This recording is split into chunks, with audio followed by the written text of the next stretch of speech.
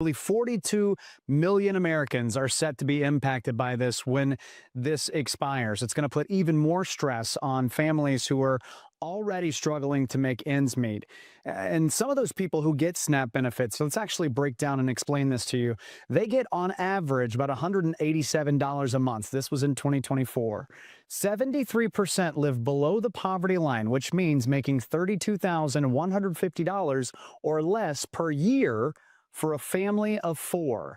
This isn't the only group, however, who's going to be hurt by this. Over 1 million veterans will also be affected. Our Malcolm Johnson is joining us live with a closer look at that part of the story for us tonight. Malcolm. Colton, we know that there are more than 1.2 million Americans across the country that may lose their food assistance. Some of them living right here in Boston. And they will lose it unless the government passes a short-term funding bill. I can't afford food with the prices of rent and the food itself, so it helps me get by. It's still not enough. Mark fought for our country in the Army. Persian Gulf, it was SEALs. So too did Brian Frank. And both veterans are at risk of losing food stamps due to the government shutdown. You take all that food off people's plates, and I'll tell you what, people are struggling as it is with the stamps. Now you take them totally away, and it's going to be disaster. People are going to go out, start stealing now. They're going to start committing crime to feed their children. Senator Seth Moulton on communities set to be impacted without food assistance. The seniors who don't have work, disabled people, veterans, people who have contributed to our community, to our country for decades. Yep. Happy Veterans Day, everybody. Veterans Day, of course, is this Tuesday, November 11th.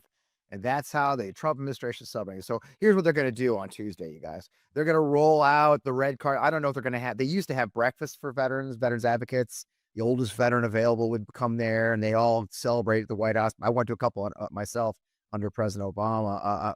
Haven't really done it under Trump, of course. He's going to go out to Arlington, probably, maybe put a wreath out. They're going to tell you how much they love the veterans. But 1 million veterans are going to lose their SNAP benefits. Have lost their SNAP benefits as of now, of course. And Trump actually just today filed yet another lawsuit appealing having to pay SNAP. And that's 1 million veterans plus 42 million Americans. Here in my community in Missouri, 655,000 Missourians have lost their SNAP benefits. And the problem is it's never been done in history. Okay, folks, government shutdown or not, there is a contingency fund of billions of dollars to continue paying folks through this period.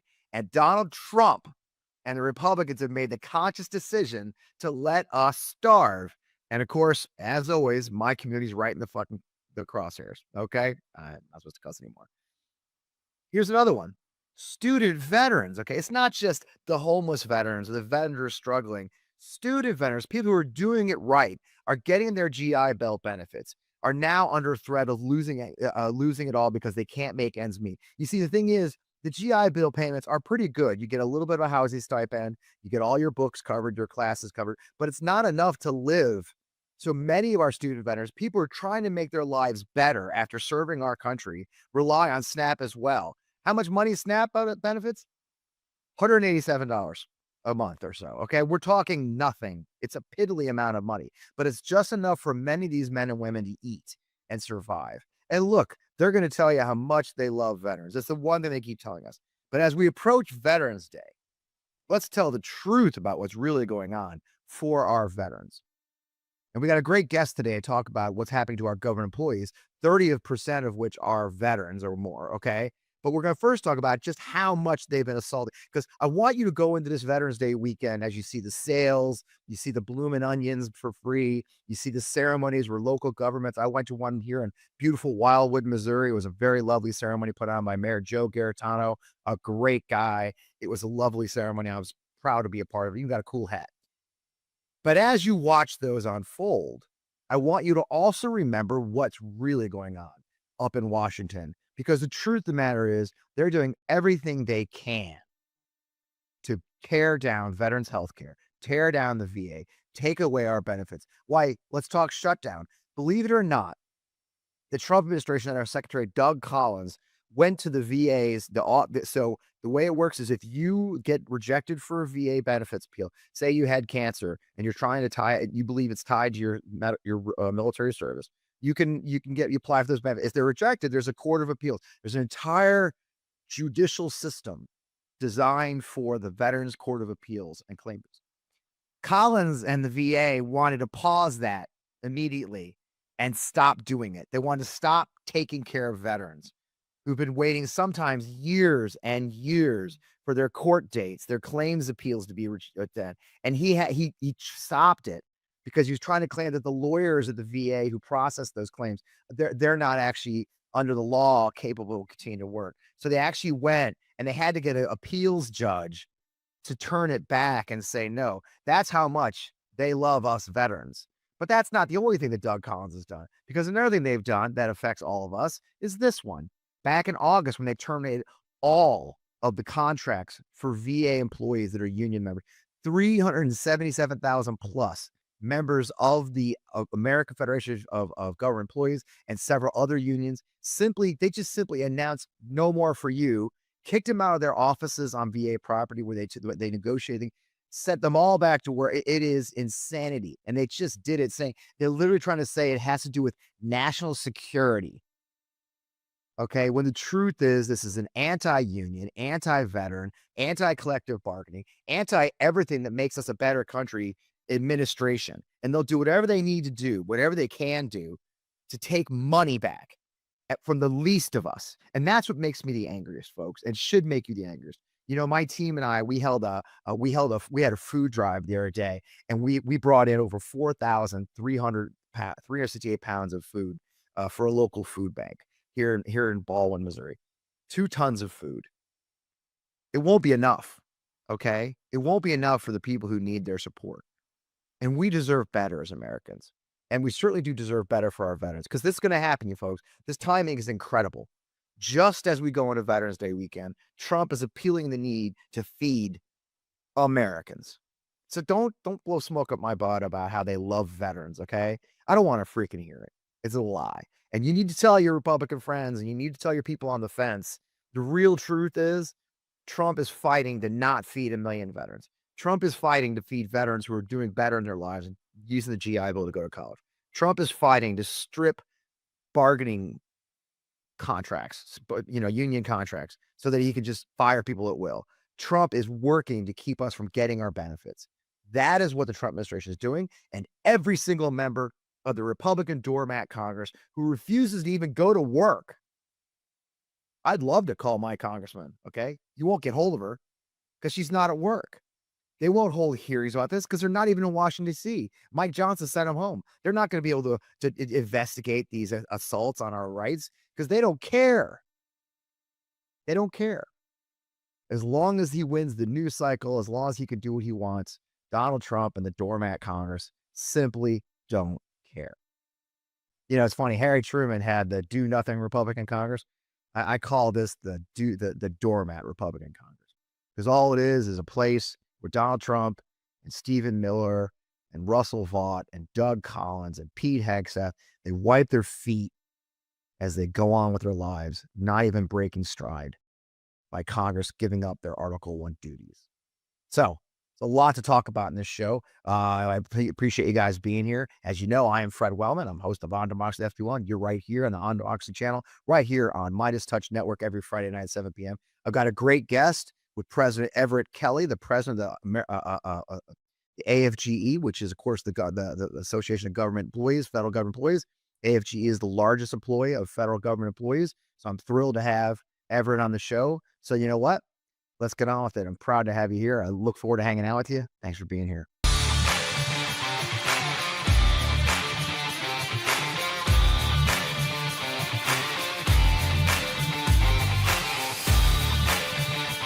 All All right. Welcome back. I am still Fred Wellman, just like I was 30 seconds ago. Or I actually timed it. I think it's actually 15 seconds. But who cares? Every day these days feels like it's a million miles long.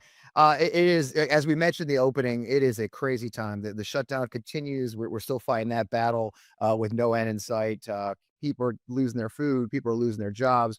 It is a crazy time. And I got lucky this week. Yeah, sometimes you get lucky in this show and you get the perfect guest for that, as I always do. I got to reach out to what's somebody I actually know now, the national president of the American Federation of Government Employees, Everett Kelley, largest union representing federal and DC government employees. He's been doing this originally since February 2020, but before that, 30 years of service at a place near and dear to my heart called Anniston Army Depot. So he's one of us.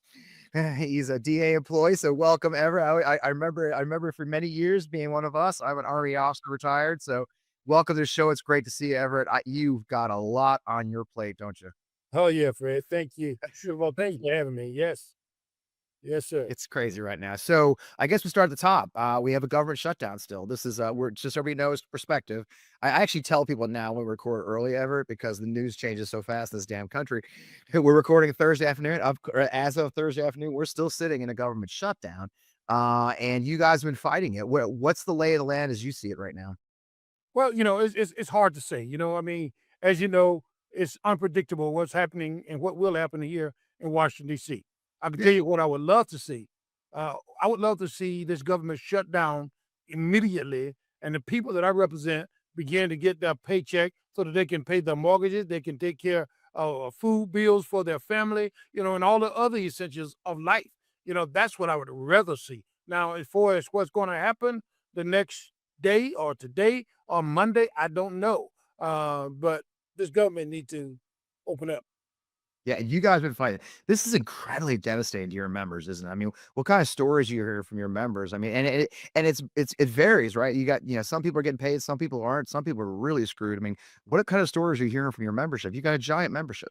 Yes. Well, and you hear all kind of stories, but listening to a young mother crying about how am I going to take care of my children, because I've totally depended upon this paycheck and it's the only source of income in my family. That tears at the heart of any human being, and I represent these employees. And, I had the opportunity this week to go to a mission and serve federal employees food because they did not have resources. And that was the most devastating thing for me. That was a nightmare I didn't want to realize, but I knew it was coming 2 Thursdays ago when I woke up and the first thing I saw was federal employees standing in line to get food, that was being given away to them because, so many other people understand what federal employees are facing. And so therefore I appreciate the gestures, but it's still a nightmare for me. Yeah, and the thing is, people are, there's government towns really, and a lot of our agencies are clustered in certain places. I have family who lives in Fredericksburg, Virginia, and Richmond, so there's a lot of federal, obviously Northern Virginia, but it is places like Anniston, Alabama. Anniston, Alabama is a huge. I mean, was it 40% of the folks are working for the federal government in some way, and in some of these towns, I mean, that is a devastating impact on a local economy. That's your employees and the local economy too, isn't it? Yeah, that's a true statement. And now Anderson is a little bit different at this point. I think Yeah. that it will eventually get to them, but they under what is called the working capital fund. So, they'll still get most of them. I think it's very few right now that's not getting paid, but it could get to the point that they are decimated by this. But that's Anderson. It's so many other communities that are decimated by this shutdown. And that's why I'm saying, and I'm calling on everybody that will listen to me, that it's time to end this shutdown, because it's not just the federal employees that are affected, but it's their families, right? It is also the American people that will, lose services.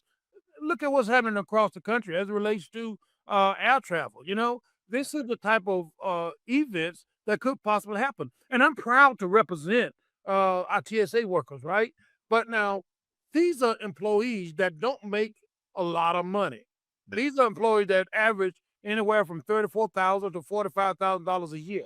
Now imagine in a metropolitan city like New York, okay, where, cost of living is outrageous. But Yeah. I got to go to work, but I'm not getting a paycheck. So how do I get there, right? Across the board, you got the same thing in our Bureau of Prisons. How do I get to work if I'm not getting a paycheck? Because just like the rest of America, and I've said this over and over and over, the people that I represent is just like the rest of America. 65% of Americans live from paycheck to paycheck. And the people that I represent are no different. So they're struggling, just trying to, and they want to do this work. They want to do their job, but they're Right. struggling just trying to get there. So what do you do? There's no choice, and you have to go. You have to do your duty, and I think that's one of the things that's driving me crazy. And we're going to talk more about the attacks on on our federal employees as we go. But I was in the Army for 20 years. The federal employees I work with, overwhelmingly, to a large extent, the majority, they see it as an extension of their duty to their country, just as much as many of us who serve in the military. You don't take a federal job because it's an easy paycheck. It really is. There's a service that goes into serving your government, isn't there? Absolutely. I'm a veteran myself. 30% of the people that I represent are veterans, and they feel like this. I've taken off one uniform, I'm putting on another one to serve the American people. So they take what they do to heart. They take an oath when they Yeah, sign that's how up we do. for Yep. federal employment, right? They take an oath and they take that oath seriously. Because, like I said, 30% of them are veterans. Think about the veterans serving veterans at the VA. They take it serious. They know what their next veteran is going through. They take that serious. And it matters. I tell you, I've told the story before when I finally did submit for my PTSD, which I had resisted. I only submitted 4 years ago, 3 years ago, and I actually got a call from a veteran who was at the VA. He was a VBA employee, and he called me and he walked me through how I'd screwed the paperwork for Gulf War syndrome. But he ended, he said, Colonel Wellman, I want to tell you, you're going to get 100%. We're giving PTSD. I'm like, I was shocked, and he said, and I'm really sorry that happened to you. He goes, you served our country. I was like, and he was a retired NCO. And for me as a veteran going through that process, because the process is also kind of traumatizing because you got to revisit a lot of things. And to get that kind of, I mean, again, he didn't have to do that. He did that because he cared. He was there because he cares. And people have missed that. And I tell that story often because it's so true. It meant a lot to me. And I'm an old son of a bitch. I'm 60, but it still mattered to me. Yeah. Now you've got another battle you're fighting at the same time because the Trump administration, Russell Vought and those guys have also tried to use this opportunity to furlough illegally and lay off many of your members too as employees. And you have been fighting that in court, haven't you? Yeah, our legal team has been fighting that in court, and we fighting that because we believe that it's right. We believe that we're on the right side of this. We think that that's illegal. I can't give you a whole lot of details about it because I leave that to my legal team to handle. But we believe that it's illegal, and we will fight every action that this administration or any administration take that violates the law or any rule or any regulation. So Yeah. that's where we are. How have they done that? I mean, maybe for some people may not be familiar because there's so much news piling up right now. So they actually turned out and actually furloughed, not just the people who are just out of work because there's no government budget. They're actually trying to fire people, aren't they? Absolutely. That's just been the theme of this administration, right? Right. Just do it, and we'll fight them out. May or may not be legal, right? Yeah, it don't have to be legal. They never even. I don't believe they even think whether or not it's legal. They just do it, and that's been the essence of what we've been dealing with for the last 9 months. Yeah, and it's been piling up, and that goes to that VA we're talking about a little bit. The Secretary of VA announced they're just getting rid of all the collective bargaining agreements. Collective bargaining has covered, I believe, the majority of employees at the VA.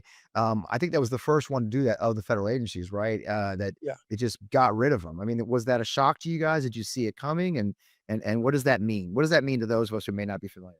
Well, it certainly was a shock to us because it's illegal, and we didn't expect the secretary to take on illegal actions, although we knew that Project 2025 was addressing some of these things, talking about the things that they were going to do. But we didn't expect them to just come in and do this without any constraints whatsoever. We believed that they would at least follow the law. Because if you look at, RIF action, certainly an agency can perform RIF actions. However, there are rules and regulations that go along with it, and they have justified any rule or regulation, and that's what makes it illegal. Yeah, and how are you fighting that now? I mean, what's the recourse for you? Well, again, the legal team is actually fighting that. And they have a legal strategy that I believe that they are correct in. But I don't want to get too much into the legal um, strategy, if you will, right? No, no, it makes sense. It Yeah. has to be dealt with, in the court. Yeah, I get it clearly. And so as you look at your membership, as you look at this moment, I mean, we've been in this administration for about a year. A question I always ask everyone is and I have personal stake in it is, goes right back to our very first topic, which is Congress, right? I've been calling this Congress, and I'll do it because you have to work with them. But Harry Truman used to joke that he had the Republican do nothing Congress. I'm from Missouri, so I'm passionate about Harry Truman. I call this one the Republican Doormat Congress. I mean, really, they're not doing anything but laying down at the door. They're basically just like one of those shabby little things at the doorstep of Trump Tower where people go by and wipe their feet on them. I mean, I mean, Congress really is not doing their duty at this moment, and you have to work with them. Are you frustrated with Congress? Can they do more for you, or what are you hearing? I mean, what's your frustration with them? I'm absolutely frustrated, Fred, because you're right. Congress has just not done their job. Matter of fact, from an old soldier to the next, what I said a few weeks ago, they just simply AWOL. I Right. understand exactly what AWOL means, and Congress need to come back to work and get this work done. We're going to do ours. The people that I represent, they're going to do that job. We just need Congress to come and do theirs. Have you ever found like the perfect thing online that will just make you look spectacular and fit your house, or it just clicks, right? And you click on the price and then pass out. I do that all the time, and that's why I use dupe.com. I've really fallen in love with this site, and all you gotta do is type dupe.com// before any product URL, and Dupe will instantly show you similar and more affordable alternatives and different things for that product. And I tell you, as we go to holiday shopping season, it's the perfect thing to do. And look, these aren't like knockoff things. It really goes through the internet using AI to find the best thing, from fashion to gadgets to furniture, all built probably the same factory or the expensive one you're buying. And they're brands they just use different labels, a lot of these products. I mean, I didn't know this for years, but what you're buying at one store, maybe the exact same thing as another store, but with a different label on it or slightly different materials. A light fixture, for example, or a piece of furniture. So Dupe finds them or something nearly identical, and then it's a fraction of the price. And it's no wonder the Dupe is going viral all over the place. Millions of people have been checking it out.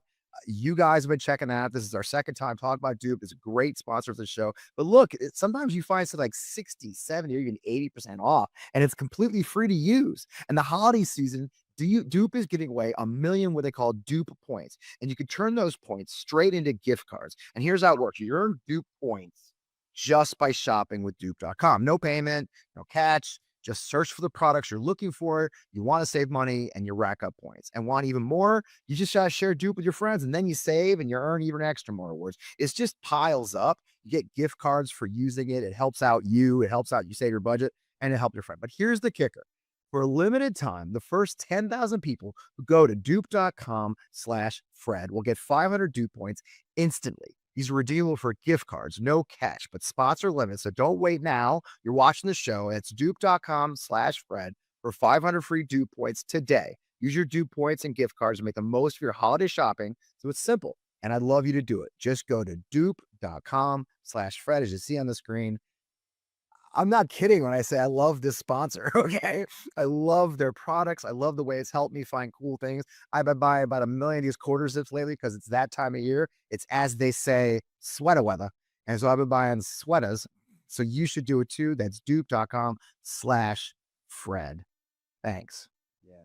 Are there legislative solutions to I mean, for example, with the bargaining agreement getting thrown out and everything, I mean, there just seems like that they're using these National Emergency Act to kind of use a loophole. I mean, have you guys thought? I mean, I know you got a legal department, or you got a legislative. I know you got a legislative department. I've talked to them. Are they looking and say, hey, are they gonna, if the dust ever settles, or let's say we get a new Congress, which there's a chance we might get a new Congress and flip the House here and the Senate here and here. Are there legislative solutions that you'd like to see that if you present them, say, like, if we don't want this to happen ever again, is there solutions you think that could be proposed, or what do you guys see?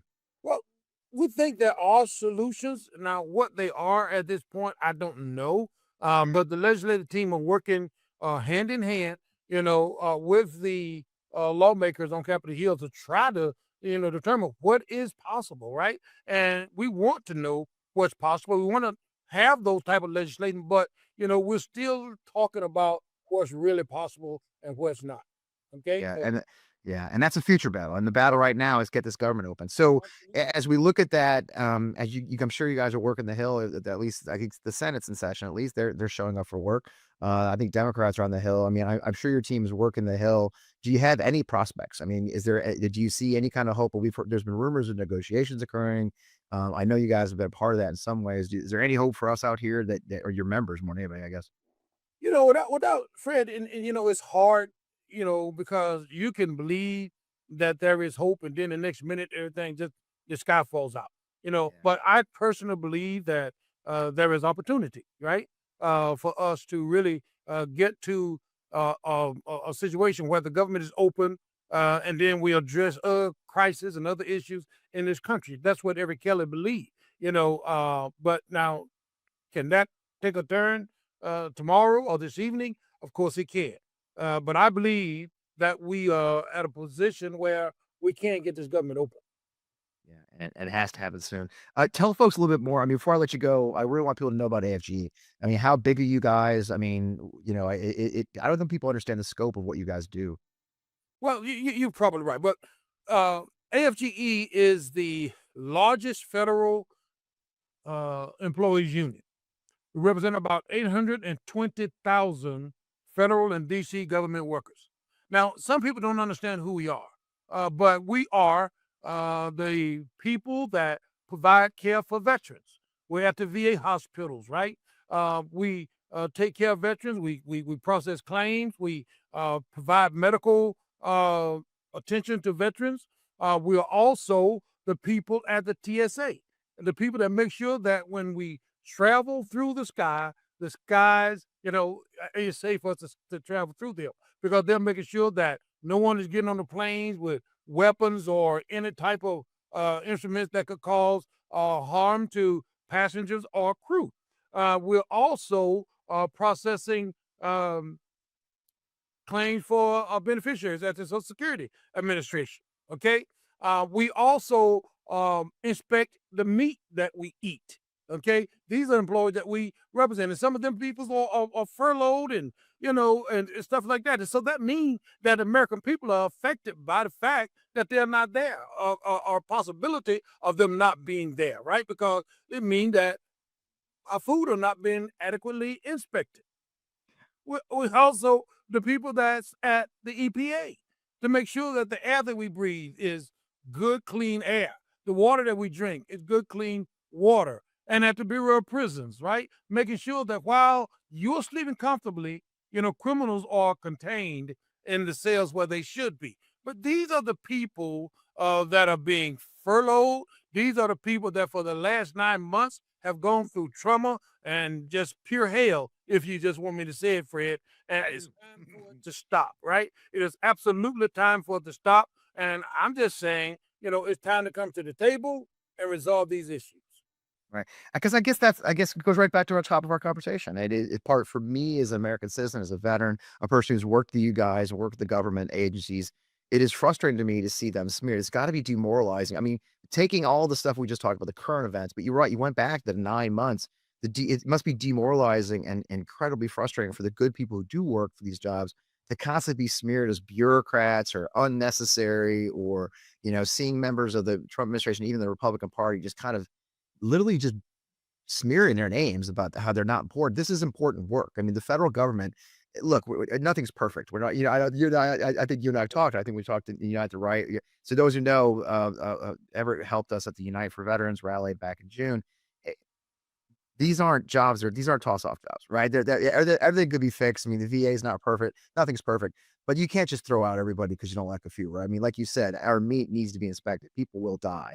Yeah. We just had a plane crash. I'm hearing some horror stories from guys who were pilots about flying into Atlanta. It's just there's not enough controllers. I mean, you're seeing lines. They only have one line open at TSA. We're seeing lines going out the building. I think it was in Houston where there was pictures of the line going on the block. I mean, That's some shocking thing. So it's got to be demoralizing for your folks to kind of have that hit on them. I mean, are you worried about setting aside the current events or anything else? Are you worried about the future of those who will want to serve our government and our country by stepping up into a job where they're treated so poorly? Well, certainly I'm concerned about the future state of the federal system. However, Yeah. I'm proud of the current staff that we have as federal employees because they take what they do seriously, even though they are being called names and Yeah. being intimidated. The thought of intimidating them, they continue to perform their job in an efficient and proficient way. And that makes me proud. That made me proud to know that these are the people that I represent. Even though they're being called names, they know they're coming in and they're serving the American people and they're going to do that with pride. That's why I represent these employees. Yeah. That's a great place to wrap things up. I mean, and that is the thing. I mean, anybody knows my father was a World War II Marine veteran. He was laid off from an insurance job at the ripe old age of 44 and got himself a job at the Defense Logistics Agency here in St. Louis and was able to provide for his family. And he loved the work. He used to joke he was a Terminator. He was a contract Terminator. As a dad, you're like, he was in 70s, like you are, it's not, I mean, it sounds cool, but you're 70. But yeah, but he did. He worked for 20 years in the United States government and he was proud of that. I mean, and it's funny of his lifetime of service, it was his time at DLA and his Marine service. And he had a whole career between that. And that is the thing, right? So many of these men and women, they step up and they believe in it. So thank you for you. Tell your members we appreciate them. I hope they're watching. And there's so many of us here, especially in my side now, we're strong union supporters. I am a passionate union supporter for a whole host of reasons. We appreciate you. And I just wish you guys the best of luck in the fight and keep up the fight. Thank you, sir. And have a good day, Fred. Good talking to you. Great conversation with Everett Kelley, president of AFGE yesterday. As I mentioned, we recorded that yesterday. Sadly, I had hoped things would change overnight, but they have not. We are still in a shutdown. Trump is still fighting, just not give SNAP benefits to anybody. It is still a mess. So look, same stuff, folks. But you see the damage being done. You see the damage being done. You see the choice that Donald Trump has made to hurt his fellow Americans instead of supporting them.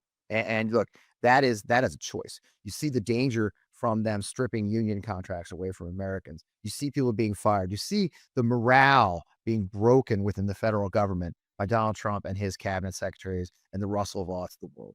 We are fighting back. But look, right? We had a big Tuesday night. So that's the good news, folks. Tuesday was incredible. We showed them, exit polls are showing clearly that this was a referendum on Trump and he lost. He is a mess. People recognize now the real cold hard reality is settling in as all the notions go up. It is a mess. The Republicans have lost the bubble. Okay. And we are on the move. And if you don't feel hopeful, I don't know what to tell you. We are on the move again. We can win. We can fight. And I mentioned at the top of the show, by the way, I wanted to show you something. I mentioned at the top of the show that my organization, we held a food drive this week. So last Saturday, we gathered here in Baldwin, Missouri with a bunch of our friends and to raise food for Circle Concern Food Pantry right here in the West St. Louis County area. Check this out. We had over 30 volunteers show up. This is me and our volunteers that showed up. We had an amazing day. We brought in over 4,368 pounds of food for the Circle Concern Food Pantry. They were shocked. We did this in 2 hours. 2 hours. So many people came in from our community to give food to Circle Concern Food Pantry that we filled it in 2 hours. We brought in 2 tons of food. It took 3 trips of those vans, two vans coming back to get all the food that the good people of this region brought for Circle Concern Food Pantry to help those in need of our community. And I'm so proud that we're able to do that because that's how we show those in power. We show the Republicans that we'll take care of ourselves. We'll take care of our community. And that's how you do it. So I'm so very proud and I appreciate everyone who participated in that. I'm so very proud of you all who watched this show and participate in it. I hope you'll subscribe to our Substack. It's fpwellman.substack.com. It's free to subscribe, completely free. Just sign up. You'll hear about all of my work that I'm doing, including this work and my other job that I've got separate from this one. You can learn a lot about that because it's going really well. And I'd love you to be a part of that movement as well at the same time. So again, I am Fred Wellman. This is On Democracy FP Wellman. Thanks to our sponsor, Dupe. Man, I'm not kidding. I say I've gotten hooked on that website, y'all. It's a great place. I'm buying a lot of clothes lately for that other project. So dupe.com has been a big part of that. So thank you for sponsoring our show. Thanks to Midas Touch. Thanks to Midas Mike. You guys come here every Friday night. I love your comments. Hopefully I can be here with you. Sometimes I'm kind of busy these days. Again, that other job, but I love you watching the show and being so loyal to this organization, this show, and all that we're doing. And it means the world to me that you're all part of this movement, part of On Democracy family. Again, look, you saw it, folks. We're on the move. I tell you this all the time. I'm a hopium addict, but I do. You feel it too. Something's happening. People are tired. Cold, hard reality of people losing their food stamps, people losing their jobs, the economy crashing. This is Trump's with the worst October since 2023, I think, or 2003 of layoffs. That's the cold, hard reality that we are facing. While John Trump says he's solved the affordability crisis, we know better. And those pictures of people giving food to their neighbors shows it. So we'll see you next week right here. Same bad channel, same bad time. I'm Fred Wellman. Thanks for watching.